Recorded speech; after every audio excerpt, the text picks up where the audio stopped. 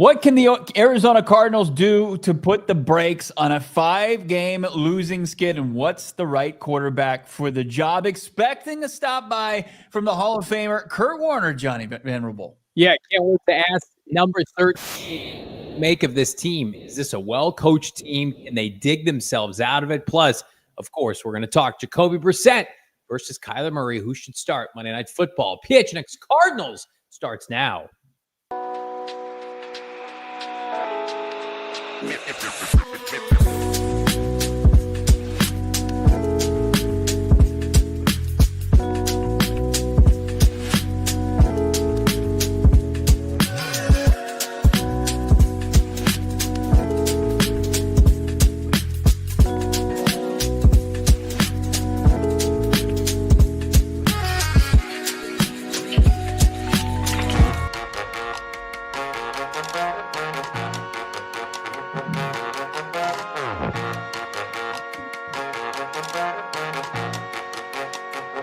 Hey, welcome in.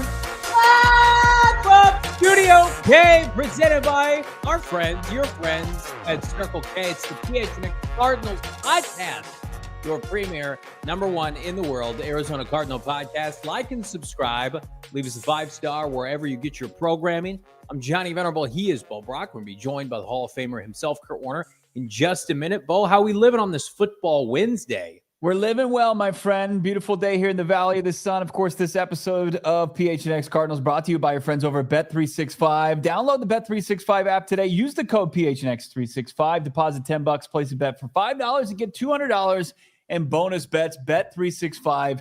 Never ordinary. I see a full chat. I see everybody excited to talk some ball despite the bye week, despite the 5-game skid, because every Wednesday we get this guy in the fold. It's Kurt Warner, the Hall of Famer. He joins us here. He's been doing some great work. Watched him on the game across the pond just a couple weeks ago. Fantastic work, Kurt. Glad to have you back, my man. Good to be on with you guys. How we doing? We've been better, honestly. We'll be transparent. Yep. We've been better. We've watched a lot of bad football this year. Let's jump right into it. So never did I think that, in year 3 should be the crescendo. Jonathan Gannon, Kyler Murray, they're 2-5, right? And I just want to start off with that. Like the mentality of a team right now that the expectations were large. This division is a gauntlet, and it's a little bit of a culture shock, a shell shock. Like, how do teams come out of something like this? Is this something that you can get corrected with a bye week? The biggest thing is you're looking at how more than anything else is – I think I saw a stat. I don't remember the exact number, but I think it was 5 games that they've lost by a total of 13 points, or something crazy like that. And so I think that's the first part of it is that, you look at a team that started 2-0 and then, we've lost 5 in a row, but man, we're right there. We've just got to figure out how to finish. And it was against some good teams that they lost to as well. And so I think when you're at this stage, there's a lot of different ways to go. If you're 2-5 and it doesn't look like that and you're getting blown out every week, now you got to do some soul searching as a team and inside the locker room and try to figure out, okay, how do we just, from a pride standpoint, show up and find a way to play good football? I don't know if that's necessarily the case. I think it's more, we got to find a way to finish. Like, we're there. We've got to find a way to finish these football games, and we're going to be just fine because we're battling and we're showing up and we're doing a lot of good things, just not enough, especially down the stretch and in the fourth quarter to be able to win. And so I think this is much, again, I don't want to say an easier fix, but this is an easier situation within the locker room to be feeling good about, some of the guys in the room and what we're putting out there as a product. But at the same time, extremely frustrating to go, my gosh, this season could be so different right now if we had just found a way to finish a few of those football games. In spite of the 5-game losing skid, one of the things we've talked about earlier since you joined the show was the struggles offensively. And we've seen a big improvement offensively. We'll table the quarterback controversy conversation for just a minute and just talk about how this offense has looked with Jacoby Brissett in the shotgun, under center, run and play action. I mean, we're looking at 25.5 points per game. We're seeing explosives down the field, things we didn't see weeks 1 through 5. First and foremost, what have you seen from this offense with Jacoby Brissett in there that's given them a chance in the last 2 games? Well, I mean, first, let's just make the point that, there's a few backups in this league that can be starters in the NFL. And I'm a believer that Jacoby Brissett is one of those guys. I mean, he's obviously been in that role before, but he's one of those guys. So I think that's the first thing that we have to recognize here, is just that, you guys are fortunate to have a backup that's a really good football player and a really good quarterback and understands how to play the position. And so when you plug him in, he's not just, a guy that, I guess I'll use a term like keep the seat warm. Hopefully he can play well for a game or two and give us something why Kyler's not there. I mean, this is a guy that that could be starting in this league, at a few places that are struggling at the quarterback spot. And so he's come in and he's given them that kind of leadership. It wasn't this huge drop off. We're seeing the same kind of competitive stuff. And, we're seeing some of the stuff that Jacoby is built on. He's a big, strong arm quarterback that is built on pushing the ball down the field and making some of those big time throws. So, that's who he is and who he's been throughout his career. And those things just help out, the offense. The chunk throws help out the offense to make it a little bit easier. So you're not having to go the long distance all the time. I thought, that they've done some decent things in the run game during these 2 weeks as well to help supplement what they're doing in the pass game. And, we've talked about that before, that I thought this team really was built on running the football and kind of the power run game when they came into the season before some of the injuries, and they had gotten away from that a little bit. I think some of that has come back as well. And so, I think that's where you have to start, is that, quality guy. And, maybe this offense, fits, or at least what you're trying to do inside the pocket and scheme wise fits Jacoby Brissett pretty well. And we've been able to see that in these first couple of weeks. We look at Monday Night Football a week from Monday, Kurt. The Cardinals go to Dallas in a stadium Kyler Murray has never lost in. And the plan right now appears to be, if Kyler's healthy, they're going to play Kyler Murray again. What do you think Kyler Murray needs to show over these last 10 games? Because we've talked about it, right? Clock's ticking, not only for Kyler, but this regime. They have to start stockpiling wins because nothing's for certain in this league. Is there a possibility that Kyler could watch Jacoby stand in the pocket, rip those throws downfield? I mean, they've just been so much more efficient in the pocket, standing and delivering throws beyond the sticks. So much of what Kyler Murray has done, whether he's been coached to this, whether it's a byproduct of the offense that he runs, everything seems like so horizontal at the line of scrimmage. Is there a possibility like this absence could be a good thing for Kyler to have a little bit of a reset? I don't know if you've ever know the answer to that. I think we could look down at Carolina a couple years ago when Bryce Young was there, and all of a sudden, he wasn't playing well, and they benched him. And then he came back from that benching and was a completely different player. I mean, I don't really know what happened and how that change transpired with Bryce, but he's come back and he's been. He's gotten better and better and better and was more comfortable within their offense after that time off. I don't know if it was alleviating some of the pressure. I don't know if it was learning from Andy Dalton. I don't know what it was, but he did come back a different player. And so I think there are times that you can step back and learn from, your situation and learn from someone else or watch somebody else do it. And, and it can have an impact on you. I think the thing with Kyler is that, we've talked about this for a number of years, is that there's things that Kyler does really, really well. And he's very gifted, at different aspects of playing the quarterback position.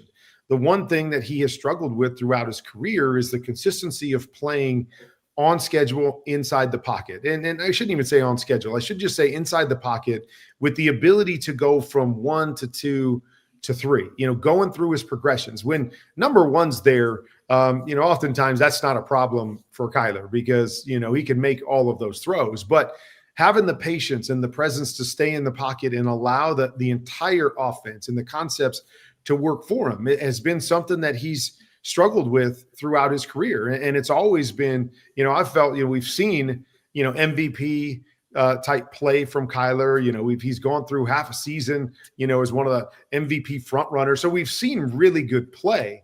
But to me, the thing that always comes back and sets him and sets the offense back is when, when he's asked or forced into playing more conventional, drop back, get through your reads, make those kind of decisions. That's been where he struggled throughout his career. And so, to answer your question, I don't know if he can step back and learn after a couple weeks and be more comfortable with that. Maybe he can, maybe, seeing something that he hadn't been able to see from his perspective. Or is it one of those things that we're continuing to wait to see? Can he be that guy? Is that in there? Because as you guys said, year 7, you're kind of at the point where it's like, maybe this isn't who he is. Maybe this isn't something that he can do and thrive in. And so, you end up asking the question, okay, what is he? What kind of offense do we have to play with Kyler? And is that the best offense that, we need for this team or the way this team is built? Kind of moving forward and in the long haul, and you wrestle with that. Like, can we play a style that's more Kyler-esque and be as successful as playing one that's more Jacoby-esque? And again, I'm not saying that this is a controversy and that you're not going to play Kyler because you've committed to Kyler, but it's just asking those questions and wrestling with those questions as you decide your direction moving forward. Every stop along the way during your Hall of Fame career, you've been on either side of the fence of this, right? I mean, you've been the backup, you've been the starter, you've been benched. Kyler's the incumbent. Jacoby's the hot hand. Like, what does that do to a quarterback room? I mean, does it vary from place to place, quarterback to quarterback? What, in your experience, what's it been like? Well, I mean, it's always tough. I mean, let's, not sugarcoat it. It doesn't matter where you're at and what the situation is. It's tough. Let's start with just being the starter and then getting injured and watching somebody else go in and play well and maybe even play or operate the offense better than it had been operating when you were in there. I mean, that's a tough spot and a very humbling spot to be in, especially when you believe you're a really good player and you believe you can play really good football. And you take that step back and you go, man, why didn't it look like that when I was in there? Why didn't we have that success? So I think that's the first part of it. The second part is, anytime you're in a situation and this happens and, because again, I was there when I got benched where the player in front of me is playing well and, you start going, okay, what does this mean? Like, they are playing well. I can't deny that. I can still believe I'm the better quarterback, but, I had to be realistic with understanding, okay, we weren't playing well. And I'll use Mark Bolger as an example. He comes in and we're playing better than we were playing when I was in there. And, you hate to think, well, it was all about me. And, maybe other guys are playing better around. Like, there's lots of things that go through your mind of wondering why and trying to put your finger on, what you need to do moving forward. Or, for me, it was, am I going to get another shot here? The situation in New York is a completely different one. And actually in Arizona are different situations because I'm the older vet guy and they drafted a young guy. And the quarterback position is always the most volatile where it's like, okay, we're not playing well. What's the first move we make? Oh, quarterback, where it's like, you're not changing your offensive line. You're not moving receivers. It's the quarterback. And so, when things happen, and they're going to make a move there, when you're in kind of my situation, and it's not a fun place to be. And, I think, you guys know, obviously my story is that I could still play football. I didn't forget how to play football from my MVP years, to my good years in Arizona. But there's things that were going into a lot of those situations. In New York, we didn't play the style that I was, best at. And so I was muddling around and we were winning football games and we were doing some things and I was able to kind of lead, but there was no part of that allowed me to play the best version of football that I was capable of. And so a lot of people looked at that and were like, oh, he can't play anymore. His best years are behind him. And so all of those different things go through your mind. If you're in that position, if you're in Kyler's position, it's not a selfish thing, but it's a human thing.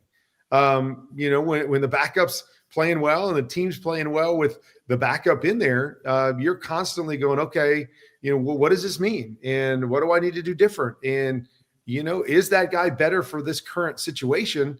You never like to think that's the case because you always want to believe you're the best man for the job and you've always been. And now you just got to, help your team play better brand of football. But a lot of those emotions and the human emotions enter into those situations for sure. Kurt, you've had the opportunity, the privilege of playing under some great offensive coaches, Mike Martz, Dick Vermeil, Tom Coughlin, Todd Haley, Ken Whisenhunt here. And we look at the situation right now at hand with the Arizona Cardinals, and they're in a division with Sean McVay and Kyle Shanahan. And we think Jonathan Gannon is a great culture builder. He's a great leader, but it does feel like this team right now may be behind the eight ball offensively. What have you seen, just landscape of the NFL, that defensive head coaches need to do, they need to establish in order to overcome the likes of the McVays and Shanahans who can play Mac Jones and get away with it, who can sit Matthew Stafford all of training camp and have it be seamless. And yet here's Arizona, and it's a little bit of a mess each and every year at the quarterback position. Yeah, I mean, I was tweeting about this over the last couple of weeks, been thinking a lot about this idea, when we'd covered the Jets in London, and you saw some of the crazy things that they were doing or weren't doing offensively, and you're just kind of like, what are we trying to be here? And, they're in a 11-10 game, and it's like, we're just going to try to hold on and win defensively and not do anything offensively. And I do wonder sometimes, what is the mentality when you're a defensive guy and defense and you've won with defense? What is the mentality that you're trying to have offensively? Now, I don't know. I haven't necessarily seen this in Arizona with Coach Gannon, like he's afraid to play offense or he wants to be conservative and just hand the football off and not give his quarterback a chance or the pass game a chance to make a mistake. I haven't necessarily seen that. But I always do wonder what the mentality is because, if you're making mistakes, offensively or, 3 and outs and like some of those things, okay, do we want to play that way? Do we want to lean more on the defense in those situations? So I think that is an interesting, thought process is to get in the head of some of these defensive head coaches and go, okay, what is your mentality? How do you like to play? Do you have any, influence on how you play offense, or is it, hey, you go and do what you feel is best, like a Todd Bowles. I mean, Todd Bowles, got Baker Mayfield slinging the ball all over the place. And he's just like, hey, we're going to sling it on offense and we're going to blitz all over on defense. And that's just how we're going to play. But then you have the Jets that are playing so conservatively offensively, and it's, run on first and second down and then throw when we have to. And, and maybe it's just a lack of trust in their quarterback as opposed to a philosophy thing.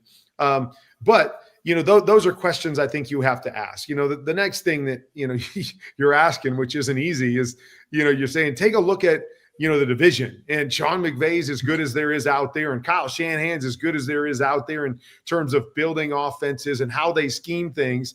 And you're saying, well, the Cardinals are behind them. Well, a lot of teams are behind them. Like, it's like you're talking about two of the best to do it. And so I think you can look at the Cardinal situation and with a younger OC, trying to figure out his identity and establish that, where it's not going to be a favorable comparison to those guys and the level that those guys have done it with Coach Petzing in here in Arizona. And so, but I think it's always about finding your identity. What are you good at as a coordinator? What are you good at building? And then building the identity of your offense that way. Because that's one thing you could say about Coach Shanahan and Coach McVay is they know who they are offensively. I can tell you what you're going to get from them every single game. Like, this is how we're built. This is where we've had success. This will be our MO every single time out, whether we win, lose, or draw. And that's always important, is to know what your identity is, to understand your players, or not just understand it, but build your team, draft your team, sign guys in free agency based on what that scheme is, because you know what that scheme is. It's not just about, hey, let's go get the best player, that's in free agency, or let's go draft the best player. No, we got to draft people that fit what we're going to try to do offensively, because we have an identity and we know that identity works. And so now we're picking and choosing based off who can help us to do that the best. We're going to get to your top targets, what are your favorite targets to watch, throwing the football to here, taking a step closer to Canton here in just a bit. But I wanted to finish up the Cardinals' current situation where they've lost 5 straight by 13 points combined. And they've had 3 games, which is an NFL record, where they've led going into the fourth quarter by 7 points or more and lost those games. And they seem to just be this different team once the final frame hits. Like the defense that can't find a way to get off the field, and they're surrendering lead after lead.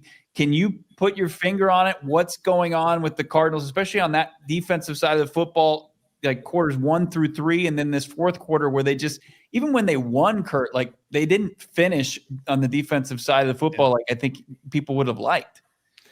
The first thing that I'm going to say is I believe this NFL is different than, I'll say my NFL or, a couple decades ago when they've changed these rules defensively to make it harder to play defense. It makes it easier for teams to come back. I mean, we saw a team, for goodness sake, score 33 points in the fourth quarter and win a football game. Like, we haven't seen that stuff before. But the nature of the rules and how you have to play defense, I think, lends itself to teams making comebacks. So I think that's the first part of it, that, it's hard. You can't just expect your defense to go out there for an entire quarter and shut down an opponent, because there are so many penalties and you try to play tough. And so you're not giving anything easy. And then it's a free first down here, a free first down there. So I think that's the hardest part. So when you look at fourth quarters like that, your offense still has to play well also. It can't just be, okay, defense, here's a 7-point lead, shut them down for a quarter. It's a hard thing to do in the NFL. And then you look beyond that, there is something that, learning how to win or learning how to finish. And, oftentimes it comes down to, 1 or 2 players or 1 or 2 plays where you've got to have a guy step up and make a play. And, it's not just, don't just pin it on one person, but, we used to always talk about the closer on defense, that pass rusher, that in the fourth quarter, when you have a lead, when the other team has to throw, that can show up and get the big sack that changes the complexion of things. Somebody on the back end that, is always around the football, that has a way in those moments of getting their hands on the football and not, giving up a big completion. But it's about, finding those difference-making guys in the moment. Again, I can go back to that Giants-Denver game. Like, if you're Denver and you're down 33 points, you need to make every play.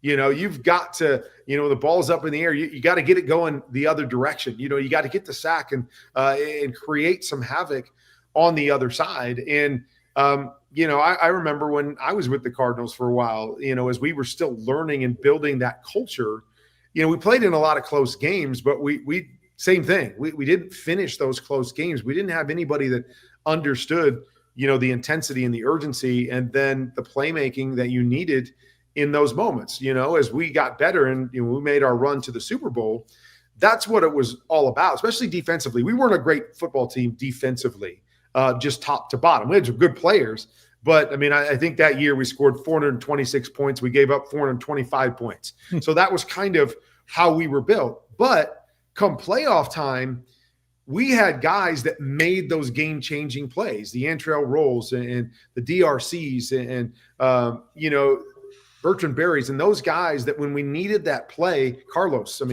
obviously made some huge plays in the big moment. So we had those guys that may not have been great top to bottom defensively, but we had enough game-changing guys that would make the play in the moment and kind of spring us over the top. And that to me is what, this defense needs, is they need those guys. Who are those guys? They've got some good players over there with Sweat and Buddha and company. But do they make that play in the moment? What is that play? I don't know. Like, we don't know. We can't put our finger on when it is. But when you get that opportunity, do you make it go the other direction? When you get an opportunity to get a sack, do you get the quarterback on the ground? When the ball's in your area, do you make sure that you knock it down or you take it the other direction instead of allowing, a catch on the other end? And so that to me has become so much of what the NFL is, because the nature of it is offensive football. We're opening it up. It's hard to play defense all the time. So you need those game-changing guys in those moments to find a way to, to finish, so to speak. Kurt, a nice palate cleanser for Cardinal fans after this rough start is to see the candidates for the 2026 NFL Hall of Fame. And of course, the newest candidate, first time, Larry Fitzgerald joins two of your former teammates, obviously Anquan Boldin and Torrey Holt. Let's stick on the subject of Fitz if we could. I'm sure you've been asked this before, but I'm always curious. Of course, we look at, your faithful run to the Super Bowl, and it was very much Larry's coming out party on a national stage, greatest postseason wide receiver performance ever. Was there a moment for you with Fitz, whether it was during that season, before or after, where you felt like he took his game to a different level? It was like the culmination of your teachings, his buy-in with you, Todd Haley, Anquan. Was there a moment of play a game that you can think of? I don't know if I can think of one moment. But obviously from the time that I got there, the talent was there. You could see all the gifts that he had as a player and his ability to track the football and, and do those sorts of things. I think, again, wish I could come up with a particular moment or a game, but I do believe, with some of my influence, with some of Todd's influence, that it pushed Larry to focus on details in a way that he hadn't before in his career, because he was so gifted that I think a lot of what he did, he could just do naturally. And he'd always been great naturally, and didn't fully understand, what that detail stuff meant. I'll share a quick story with you. I don't know if I've shared this with you guys before, but when I first got here to Arizona, we had a little mini camp to kind of start things off. And I invited a bunch of the guys over to the house and to have dinner and to kind of connect with them. And, my wife told me no football talk. So I agreed to that, but then I broke that promise when we were, at the dinner table, because there was something that, Larry had done in practice, those first couple of days. And so since he was right there, I'm like, hey, Larry, you remember when you ran this at practice the other day? And, like if you just add this to it, because I had been around some other great wide receivers in my career, obviously, man, if you just did it like this with your body control and your man, you could be one of the best ever. And, I just remember Larry, kind of smiling and kind of laughing back. And he's like, hey, Kurt, I'm good enough right now. And it wasn't Larry being, arrogant. It wasn't him like, oh, I don't need any help. I'm good enough. It was kind of Larry saying to me at that time, like, have you seen the rest of our team? Like, have you seen where we're at right now? Like, I'm the last one you need to worry about right now. Like, let's go build the rest of this. And then you can come back to me and we can talk more about the details, but we've got bigger things to worry about than, just this little thing that you're asking me to do. And so, I always love to share that story because first it was, it kind of set something off in my mind, like, I see the mentality. I mean, I see how this is that some of these really good players are looking around kind of going like, I don't know if we're ever going to win because the mentality here isn't necessarily that way. But, we could fast forward it, 5 years and, Larry became my best friend on the team. And he was the first one I told that I was going to retire after that season in 2009. And actually, when I told him I was going to retire, he brought me back to that dinner and said, hey, Kurt, I know we haven't talked about this in 5 years, but I want you to know that when you said that to me at the dinner table, at your house way back when, he said, that shifted something in me. that, about what it takes to be the best and what, I've got to do to become the best at my craft. And not just, the greats all have, some sort of physical ability that's unique. Now it's about adding those other pieces. When Todd Haley came there, I remember him challenging Larry to play every snap the same way. So if you guys remember that kind of Super Bowl run, I mean, there were so many big plays that we got. And the one thing that you saw was, it was number 11 out there, blocking and, running 100 miles an hour and getting in front of guys and setting the tone for us, with his efforts. And then I think you could even go to when Bruce Arians was here. Like when I was with Larry, I can't tell you how many times I tried to get Larry to go in the slot. Like Larry, playing that X receiver is great, but it's really hard for us to, make everything about you out there on the backside by yourself, or it's really easy for a team to roll a safety over the top and take you out of a game. Like I want to make you the central point of more of our plays, but we need to move you around a little bit. And, Larry was like, nah, I'm good out here. Like he would get him inside a little bit. He's like, man, it's fast in here and there's a lot of things I got to know and I got to be ready for the hots. And he's like, just keep me out here because I'm comfortable. And then Coach Arians basically said, Larry, you're getting in the slot. You're going to go in the slot and you're going to be our Hines Ward and you're going to block guys and you're going to, play in the slot. And then Larry goes in and has some of his best years in the slot because he reinvented himself and he used some of those things when his physical diminished, all of that stuff that he'd learned mentally and the little nuances of it, he applied them, in the slot. And it was those kinds of things to me that separated Larry is, him taking that personally and saying, okay, I hear what Kurt said, I know what I said back to him, but I hear what he said and I'm going to apply that to become the best at my craft. And then it was just one step after another to go along with his unique physical skills that set him apart. And that's where you just saw him continue to climb the ladder and climb the ladder and climb the ladder to become one of the best that we've ever seen at the position.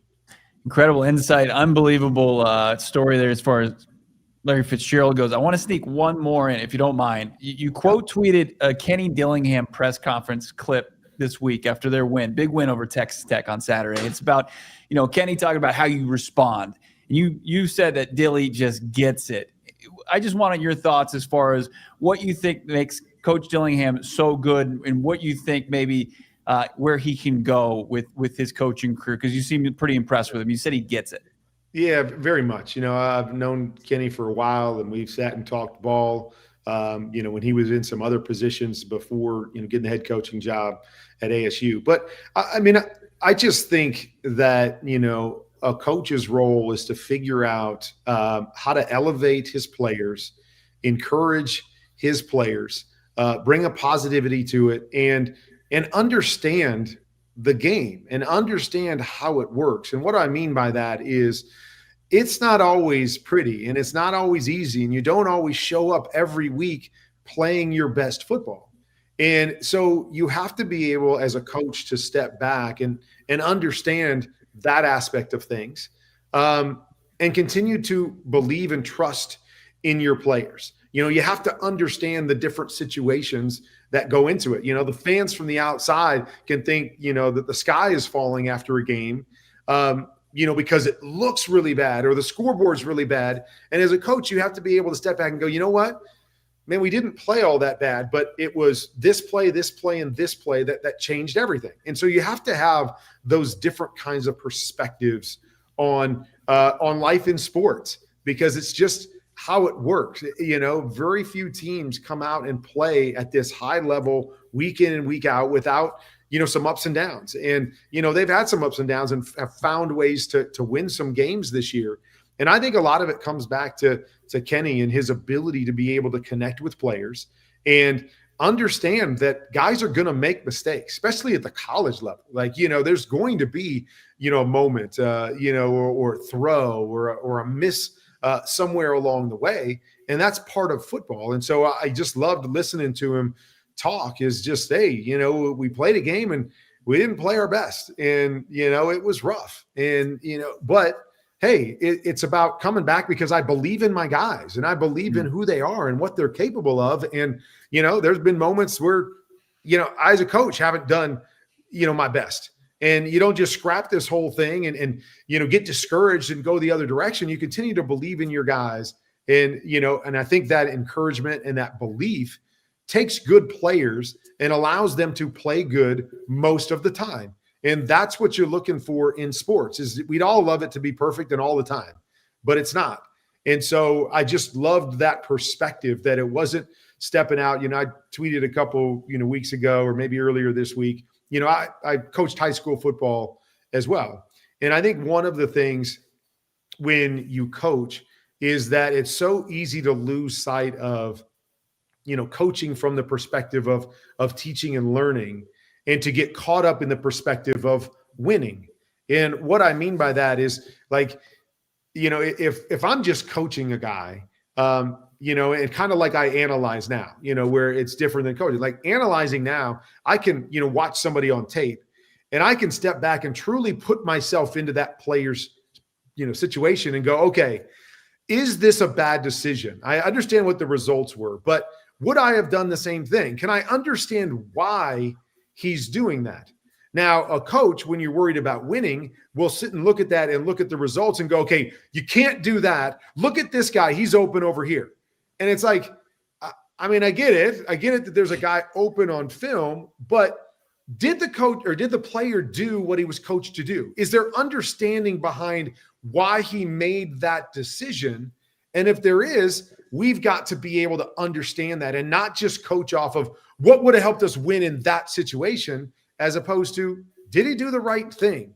And so, again, I just think, when I hear Kenny talk, that he understands and has that perspective of, yes, I'm a coach. Yes, I want to win. But my biggest job is to coach these players and to help them grow and to, and to be able to step aside from winning and look at a situation and go, okay, why did they do that?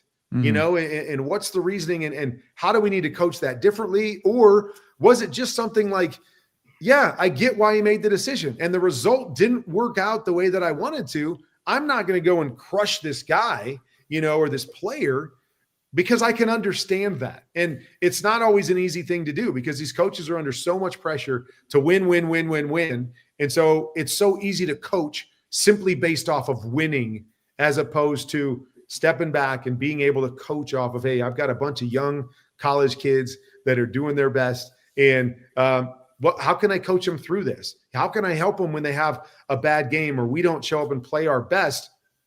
And that attitude and perspective is something I continually see with Kenny. And I believe it's why his players show up and play the way that they do. It's why they've had so much success in a short period of time, because he never wavers in his belief and encouragement for his guys while figuring out how to teach them and get them better along the way. Love that answer. Loved all the insight today. We kept you long. We apologize for that, Kurt. We just couldn't stop you, man. You were on fire. It was like you were going up against Green Bay in the playoffs again. You're on point. It's all good. I have all this stuff going on in my head all week long. And so I appreciate the opportunities and the platforms to be able to share those different things. And, and you never know who's going to hear it, right? The coach or player out there that hears it from your guys' podcast somehow, some way. And it encourages them to do something maybe a little bit differently or look at it a little differently. So I just appreciate the platform to be able to talk all things football and talk Cardinals. And don't worry about keeping me late. I enjoy it. You're the man. Can't wait till the next time. Kurt Warner, Hall of Famer, Cardinals legend. We'll talk to you soon, Kurt. Thanks so much. All right, guys. Take care. Take care. We needed the good vibes today. We needed to pick me up. We had to call in the Hall of Famer, put up the bat signal, and said, "Save 40 minutes, just 40 minutes with Kurt Warner." Praising Kurt Warner of losses with this franchise, but from the good to the gross, we're doing gross charts. Hit that like button right around the corner. It's PHNX. Oh man, I'll tell you what's not gross is the easy money payouts that are happening right now with our friends at Bet365. And again, it kind of pains me because, betting season is football season. Football season is peak betting season. But we're back on the hardwood tonight. Phoenix Suns tip off. their season debut. Check out our friends at PHNX Suns. Check out our friends at Bet365 right now. Same deal. If you're not into football, I don't know why you wouldn't be watching this podcast, but if you're into basketball as well and you're a new customer and you've waited, don't worry. New customers are going to get $200 in bonus bets when they bet just $5 with our friends at Bet365, win or lose. Again, sign up, bonus gold, PHNX365, deposit 10, place a bet for $5, get $200 in bonus bets. Bets can be used on spreads, totals, props, futures, whatever the moment. Never ordinary with Bet365. You got to be 21 years and older, located here in the great state of Arizona. If you were someone you know has a gambling problem, wants help, call 1-800-NEXT-STEP. Text next step to 53342 or visit problemgambling.az.gov, Bo, for more info. Love it. Love Bet365. Got a nice little stack going on this football season. Maybe I will dabble in some NBA. Also, you know what I'm going to dabble in? Upgrading my wardrobe with Mack Weldon. Get 25% off just by being a listener, a viewer of PHNX Cardinals. Whether it's summer or fall or you're getting into winter, you're working on that wardrobe, you get something versatile. Why not? Do it with Mack Weldon. They've got something you can wear to the gym, you can wear out at night, nice dinner maybe. I mean, they've got flexible, comfortable, stylish clothing that's the best for really any situation. They got the Cool Max technology that makes, of course, their skivvies, their underwear, elite. I'm wearing my Mack Weldon undies right now. I never am going to wear any other pair of Is that too much information? I'm sorry. I thought we were sharing here. Effortless style, comfort, all whatever the season long. Check it out. Breathable clothes you'll feel comfortable in all fall, all winter. MackWeldon.com. Get 25% off your first order, $125 or more with promo code PHNX, MackWeldon.com, promo code PHNX. How about this? I love this from T. Clearly, like kicking us off. We're going to shill hard here. T. Clearly in the chat saying, resubscribed as a diehard. Let's go. Need a merch recommendation. Man, I would say our celebratory MHJ touchdown, T. Cleary, but they've also, got some phenomenal hats. The PHNX Cardinals hat right now that I still haven't been able to cop, which is a crime. But a couple of our Cardinal, just generic, regular. The red hat, is that available as far as the merch? I don't know. That's a good question. I'm just talking about like what I would go for. But I don't want to be like derogatory towards other shows in their merch, but like Cardinals is probably you definitely got to get the Cards gear. I'd probably hold off on the celebratory tee for certain quarterback. The MHJ one's probably the way to go. Wow. How dare you? Hit that like great button. Shirt. I love it. It's one of my favorite shirt. I just hope it doesn't become vintage as early as 2026. I hope not either. I just have fond memories of that shirt because of the fact it's its association with a really nice time in Cardinal fandom, albeit brief. And we're in the dark times. And now we segue to a dark segment. First of all, I love it in the chat. People are saying, be negative now, Johnny. You ask and you shall receive. Like, we'll do 40 minutes of Kurt Warner because he's gracious with his time and he's a positive person. But now it's like, but Kurt gets to go back to covering all of the NFL and very competent teams. And Bo and I, like all 400 of you, are slumming it with this franchise right now. How hard are we in it? Let's get to it. One of my favorite segments that we've debuted this year for obvious reasons. It's Gross Charts. Gross Charts with Johnny and Bo. And there we are. We got our hazmat suits on. That's right. And this is the part of the show where we take charts from people online and we use them on our show and we give them credit. And most of the time, things are gross, Bo. That's right. We give credit where it's due. People put them together, but it's things that when you open up the Twitter app and you see a chart about the Arizona Cardinals, makes you throw up in your mouth. That's what these are the type of charts. And let's kick it off here. Let's see our first, because we've got a couple gross charts and maybe a gross tweet. Key pass rush stats year to date. Johnny, is this a gross chart? Real bad. Get your mask on, get your barf bag, whatever you need. So the Arizona Cardinals were bad rushing the pass for the last couple of years. But you know what we said? We said, JG, Monty Ossenford, it's okay. We're going to give you some grace. We're going to give you some time. You've got Jesse Luketa and Dennis Gardeck and Victor Dumakaji. You have no defensive linemen. Well, fast forward, they spent a lot of money and resources on that defensive line this offseason. I'm going to go left to right here for our podcast audience. The Cardinals pressure rate, 21st in the NFL.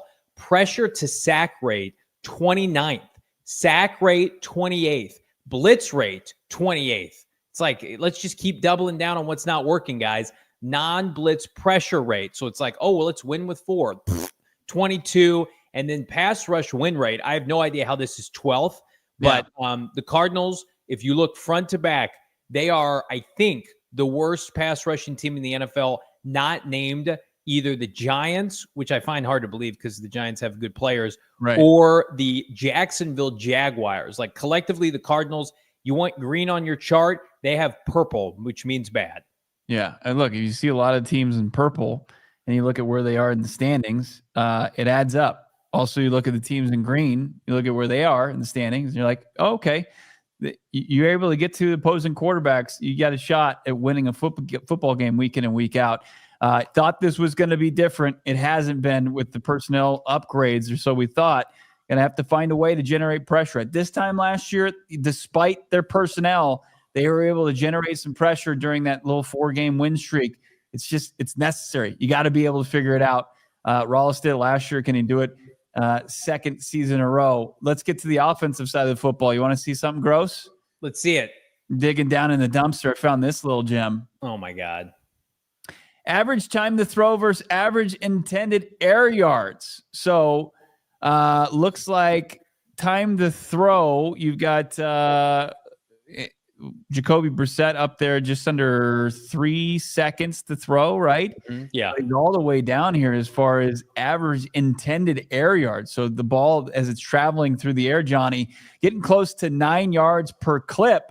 Well, the guy that he replaced in the lineup due to injury, Kyler Murray, can't find him on this chart, Johnny. I think Kyler Murray, average time to throw, syncs up not with the pressure that Kyler was facing. And this isn't a knock on Kyler, but just how fast he was getting the ball out and who he was giving it to.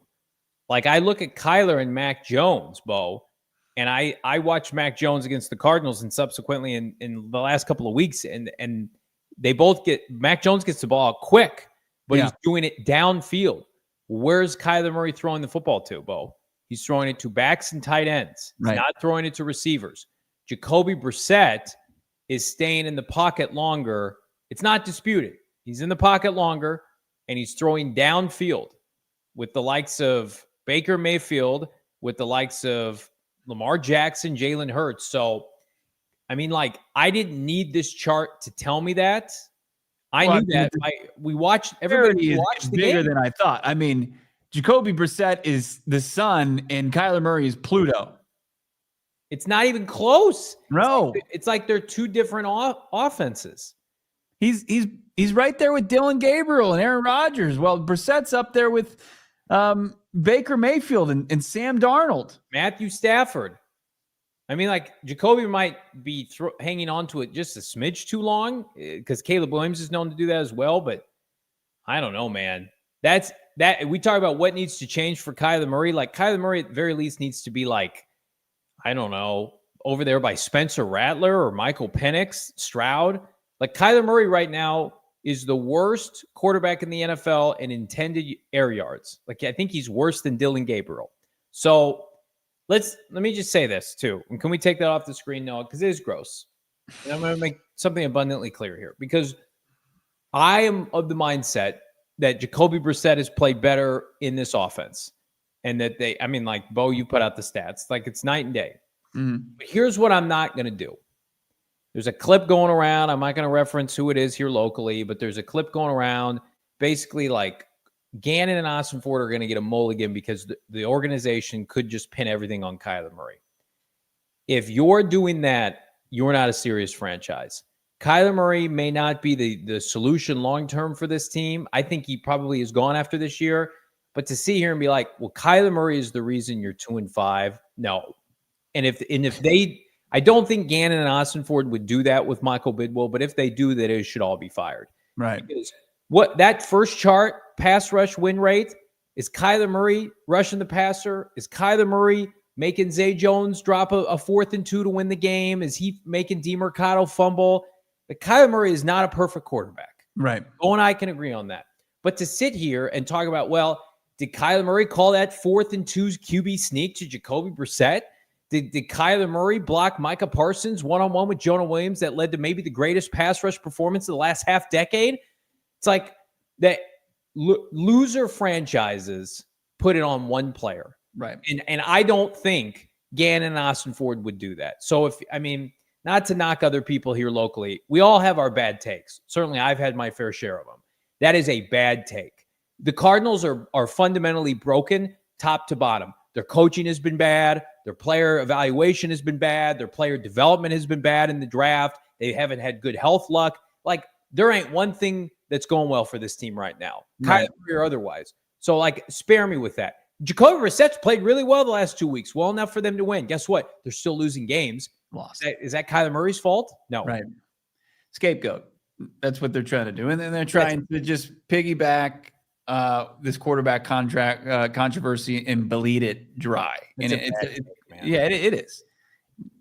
Democrato drops the effing football at the goal line before he crosses. That's not on Kyler Murray. Yeah. You got stupid Andrew Whitworth in his blazer and his hoodie saying that he's got a leadership problem because he didn't get in his face. It's like, don't drop the ball before you go past the goal line. No, but it's, to me, like, there is, if he does become the face of the failure of this team this season, you're pointing at the wrong person. Like, did Kyler Murray play his best football?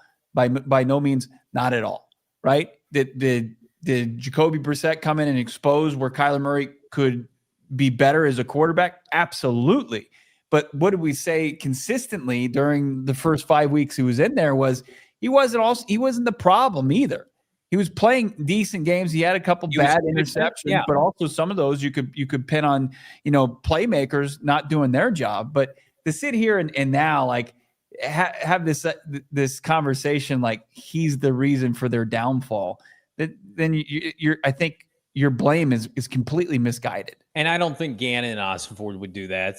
They have enough self-awareness. Like, the defense has been terrible. Yeah. Their offense isn't like, we got Brian Baldinger on the show tomorrow. Like, wait till you hear what he says about Clayton Adams and Javonte Williams. It's just like the Cardinals infrastructure is broken right now. And the more they start to stack losses, the more it's like, do they need a head coach who can align with a quarterback organically? Pick a quarterback with a GM, because right now they tried to make it work with spare parts and new pieces, and it was admirable. And they've got 10 minutes to flip this script. But as we show you around the corner, ESPN is predicting the Cardinals draft place, and it is not one in which I think any of these people would retain their jobs. We've got analytics coming up, plus your super chats. It's PHNX. But first, let me tell you about our friends at Pure Edibles. Pure Edibles is the lifesaver this weekend when you have to watch everybody else have success in the NFL landscape, and you're taking a weekend off the Cardinal football landscape. Do it with our friends at Pure Edibles. They've got 130 dispensaries statewide. Created in Flagstaff at Noble Herb Dispensary. It's now made here in Phoenix, locally based. And again, they're not some coated sugar, candy, garbage. It's a full-fledged candy company offering gummies, kicks, soft candies like caramels, hard candy, whatever you want. They can be broken, ripped in half, easily shareable, CBN, CBG, CBD, marijuana-derived THC. And right now, you can find one of their 130 dispensaries across Arizona. Swing by, tell them PHNX Cardinals sent you. If you're new to the edible game, if you're hesitant about the benefits, or you want to learn more, again, check them out right now. Pure Edible Products, get them today. Driving in Phoenix can be unpredictable. From dust storms to bumper-to-bumper traffic, the last thing you want to worry about is your auto insurance. That's why so many Arizona drivers trust Access Insurance Agency of Arizona. For more than 15 years, Access Insurance Agency of Arizona has been proud to provide affordable auto insurance for drivers throughout the Phoenix metro area. Trusted part of the local community, Access Auto helps Arizona drivers get covered with flexible policy options and commitment to working with all types of IDs, driving histories, and license types. With bilingual Spanish-speaking agents at 9 convenient Valley locations, Access is ready to help customers find the right protection and uncover valuable discounts. Access Auto, trusted by the community, rooted in Phoenix, and ready to help. All statements are subject to terms, exclusions, and conditions are applicable policy. In all insurance, the current policy contract language prevails. Coverage is subject to individual policyholders meeting in the underwriting qualifications and state availability. Other terms, conditions, and exclusions may apply. Hit that like button. Subscribe to PHNX Sports here on YouTube. Become a member of the Supporters Club. We got a couple new supporters we want to shout out at the end of the show, and we also want to get to your super chats. Again, why I feel like this quarterback conversation it's relevant, but not really, is because like if Gannon and Ossenford are gone, well, Kyler Murray's gone, right? And we talked about Jacoby Brissett, and he's a bridge. He's a nice bridge. Kurt Warner likes him, but like he's not the answer. So as the Cardinals continue to lose games, their draft pick continues to move up. And the next time this team kicks off is going to be in November. And that's when you really start to dig in of like, oh, where's this team going to be picking, or where they're not going to be picking. And right now, Bo, our frenemies, mostly enemies, at ESPN, we like some people, like me and Akai, has their draft predictions updated. Let's take a look at what they think for the Arizona Cardinals. Right now, the average draft position is 9.4. But they also predict that the Cardinals finish the season with the 7th overall pick. The chance to earn the number 1 pick would take an astronomical fall from grace at 0.8%. They have to lose out. They have a really strong strength of schedule, which is the tiebreaker down. But the odds to earn a top 5 pick, this was about 15% a couple weeks ago. It's risen over 21.6%. And here's the most damning one.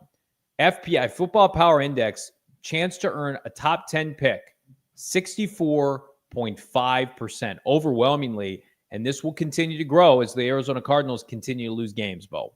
Yeah, that's terrifying. Right. As much as you're like, hey, if you're going to lose big, right? As long as you can maybe improve that draft stock. But you think about what it would take to be a top 10 pick last year, 10th overall selecting team was the Chicago Bears. They were 5-12. Like we're talking about a 5 to 6 win team that their analytics, them punching the numbers, that the Cardinals have an overwhelming chance of landing, and that's a far cry from a team contending for a playoff spot like we had the expectation going into this season. I mean that is the type of stuff that you have to rethink everything top to bottom organizationally. Well, and the Cardinals have 10 games left. Like 500 would be 5-5, so they'd be 7-10. So you're probably picking in the mid of the first round again, probably like anywhere between like 11 to 14. And that, I feel like right now, I mean, best case scenarios, they win most of these games. I don't know if we think that's likely right now. Could be. Maybe they come back a new team after the bye. But like, I also think like 500 with what we've seen so far from this team is asking a lot. Like, oh yeah, we always talked about like the hardest part of this schedule was the back end. They have to go to Seattle. They play 2 games against the Rams. They have to go to Dallas, right? They have to play Tampa. They have to play Jacksonville. They have to play Atlanta. Cincinnati late in the year is no longer a gimme. Like I do think right now, if you had to ask me, like, how many games do you think they win? I think they probably win anywhere between 4 and 7. And so that is easily top 10 pick territory. There are, if you look at the teams that like the full order right now, Bo, like, the Jets are picking ahead of them. Like the Jets may not win another game. Right. The Titans, the Cardinals did them a favor, but I don't think they're going to win many more games. So like there are teams that I feel like doesn't matter what the Cardinals do. There are teams that are just going to be picking ahead. Dolphins, Jets. I think you can put the Titans in that conversation. We'll see about the Giants. We'll see about Baltimore. I think the bulk of your top 5 are pretty solidified with the bottom, the dumpster divers of the NFL. It's pretty well solidified. You'd have to have multiple injuries, I think, at the quarterback position. But if you've been hanging out with us watching on our TV partners, flip on over to gophnx.com as we jump into overtime. Losers losing. Losers losing. So we do. We're going to have Fran Duffy on later this week, talk about these quarterbacks. Yeah. Talk about a fit for this team, maybe. We're also going to chat with our guy, Adam Hogue from CHGO Bears, who very timely covered Eberflus's fall from grace. And, tomorrow's show is going to be centered around, are there similarities between Jonathan Gannon and Matt Eberflus and how that final season came to pass in Chicago last year. But, right now I'm still giving them an opportunity. Like ESPN, it was some Joe Blow for SI, excuse me. It wasn't Albert Breer, somebody else. Mm-hmm. Did like the hot list of coaches on the hot seat, not the hot list, hot seat. And, he had guys like Mike McDaniel and what's his name with the Giants, Dable, like firmly like being fired. It's over. But Gannon was top 5. And right now it marked it safe, but like trending toward like, you got to start winning games. And we're going to have this conversation weekly because I very much believe this is a week-to-week thing. I think a lot of it is going to be predicated on how it looks. I think, Bo, a lot of it is going to be predicated on like, who are the candidates, right? Like the Chicago Bears last year fired Eberflus, maybe so they could get a head start on Ben Johnson, right? Like there's not that candidate this year. And if so, could the Cardinal franchise, let's be fair, entice a candidate like that? And if, Robert Saleh said he's going to be very selective, you know what I mean? And so you also, if you're Michael Bidwell and you cut bait too soon on this regime, specifically Gannon, and you're thrust into this free agency for head coaches, you don't want to become the Saints of last year where it's like, I guess we'll hire Kellen Moore. Right? Like, I guess we'll hire Brian Callahan. Like, you want to feel good about your hiring. So that's why this is a very difficult next couple of months for this franchise. Right. I mean, look, you're still paying Cliff Kingsbury. Cliff Kingsbury signed an extension right before he was fired. And I know you're getting a little offset as far as how much he's making as an OC. It doesn't cover the whole cost, probably not even half the cost as far as what he was making after he put pen to paper on that extension. And then you have to pay Gannon, even though he'd have, 2 years left on his deal. And then you probably have to have, like, how often do the Cardinals can you ever think of that the Cardinals got their guy, like number one on their list as far as the top coaching candidate of that offseason, that coaching cycle? I think Cliff was like their guy, but I mean, they were nobody else's against guy. the Jets. They were competing against the Jets. And BA was like, he was the last coach I think hired that cycle. Right, and he thought he was going to Chicago. Right, he thought he was going to the Bears. With Denny Green, maybe? Man. I mean, like, the recruitment pitch, too, has always been kind of sad because the Cardinals facility, which is being updated, is not ready yet. And the optics of that compared to some of these other franchises, it's difficult because you have no quarterback clarity. I mean, there are, like, if the Cardinals fire Gannon, and he's lumped in with some of these other franchises. Now, here's what I will say. Do I think the Cardinals opening would be more desirable than the Jets? Yes. Do I think it would be more desirable than the Dolphins? 100%. Because of that Tua situation, I think it's more desirable than the Cleveland Browns. So and those teams consistently churn through coaches where, like, Michael Bidwell, outside of Steve Wilkes, has been relatively patient. You usually get minimum 3 years, especially your GM. You got 10 years if you were Keim. So yeah, a lot of it is just going to come down to preference, but you'd have to have like 3 guys you really like. I was just about to say that. You'd have to have guys that you were over the moon about that you could, because we knew about the situation with Gannon. Bo is like, Gannon was one of the last people they met with, but they cast a wide net, and Bidwell started meeting with people, his advisory team in November of that year. He put together a team. He went outside. Like, you don't have that luxury this time. Like, you got to sit down and be like, okay, is this going in the right direction? If it's not, if we pivot off of these guys, Ossenford included, can we get really high-level people to come in and take the baton from them? Yeah, those are the variables you really have to take into consideration if you really want, especially if things continue to go south and there aren't a whole lot of wins left on the schedule. I mean, the thing that would save Gannon was just winning football games and finishing on a high note, a lot higher than they started. Like I see Keith in here saying, Mike McCarthy. I think Mike McCarthy probably becomes a hot commodity this offseason. Like 100%.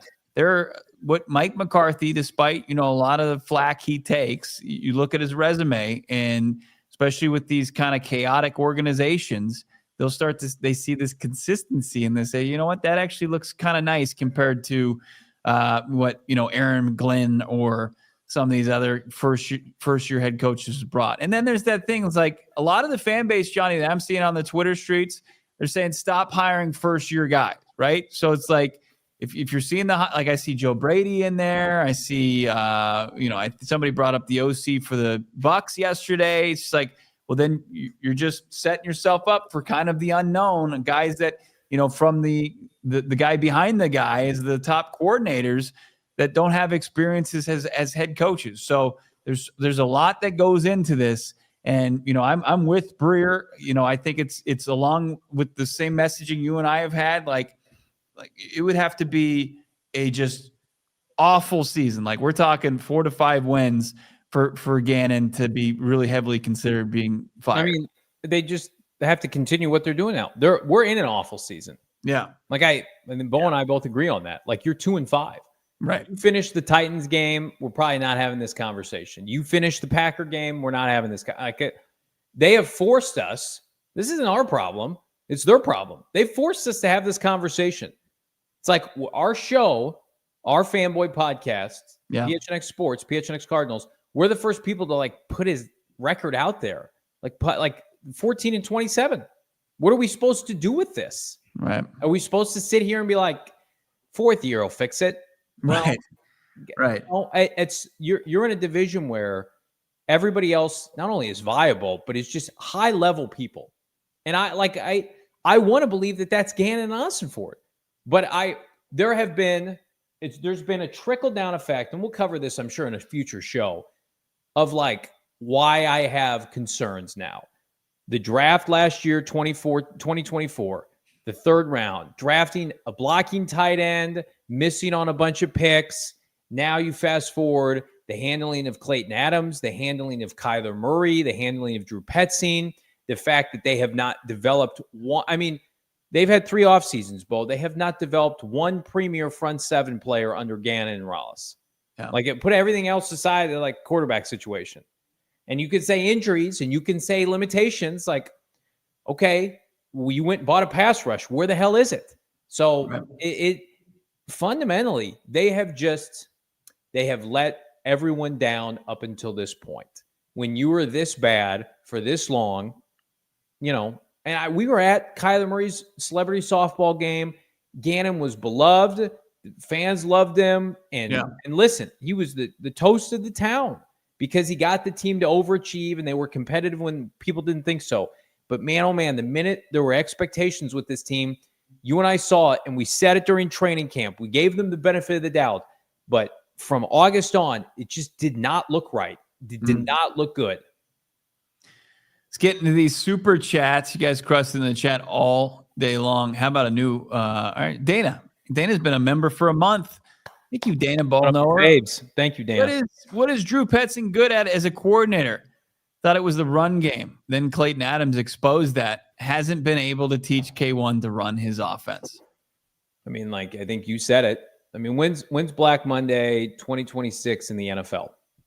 Black Monday in the NFL. Week of January, right? January, yeah. So, I mean, when is, hang on, this is not good podcast. In 2025, Arizona Cardinals. This is for you, Dan. I'm doing this for you. Arizona Cardinals schedule. The last game of the season. January 8th, 7th? January 4th. Okay. So January 5th, Drew Petzing will no longer be part of this franchise. So however, what is that? 2 months and Google that too, man. Just say how many days until this date. January 5th is when they're either they're all gone or Petzing's just gone by himself. The Clayton Adams thing is it's the biggest knock against this team this year. Yeah. Easily. And it affected the other Adams. I see in the chat saying Paris is our only stud lineman. There was that big expectations for Isaiah Adams, who who trended up under Clayton Adams last year and then has taken several steps back this season. How about LVL7? We're going to turn it around, guys. JG is the right guy. Don't lose faith. It's easy to be negative right now, but I trust the guys we got in the building. I love the positivity. LVL7's been positive all show, and I want to believe. And we've been the positivity train for this franchise for 3 years. And listen, they can turn it around, win a game, go into Dallas, win a game. Think about it. How many narratives can you try to change? Win a game, national TV, Kyler Murray comes back. You can just start having good mojo. Go to Seattle, team that you haven't beaten in the JG era.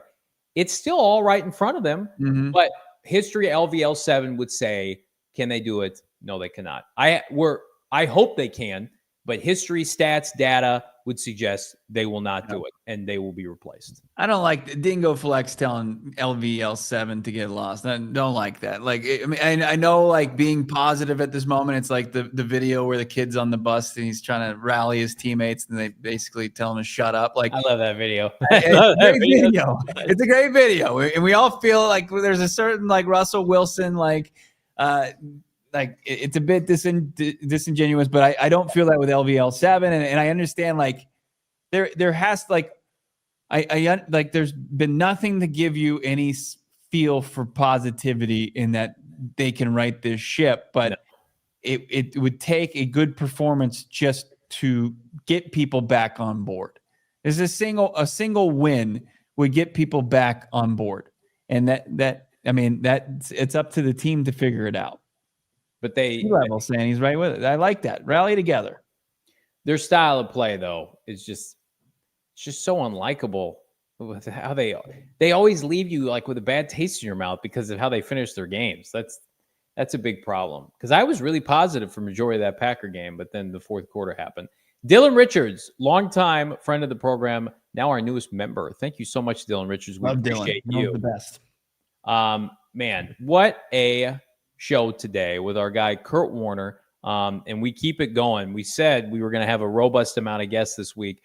Tomorrow, Brian Baldinger unloads on this team. Does he think that Kyler Murray should start? Jacoby Brissett. We also talked to Baldy about just the state of Jonathan Gannon and what comes next. Should losing continue? And I mentioned we got Adam Hogue later this week, Fran Duffy. So absolutely loaded. The team may be off, Bo, but you and I, we venture on. We venture on, and so does the chat. We appreciate everybody hanging out with us during this bye week, despite 5-game losing skid, despite us being fanboys who guzzled the Kool-Aid all off-season long. But Ragers, we're all here now together, and we're working through it, and it continues tomorrow. Yeah, because no game on Sunday, we got a Thursday show. You don't want to miss it. It's going to be live at 4:30 for Johnny Venerable and Noah. I'm Bo Brock. Make sure you're following along at PHNX_Cardinals and at Johnny Venerable at Bo Brock. We'll talk to you tomorrow, 4:30 PHNX Cards. We all silly like the mayor.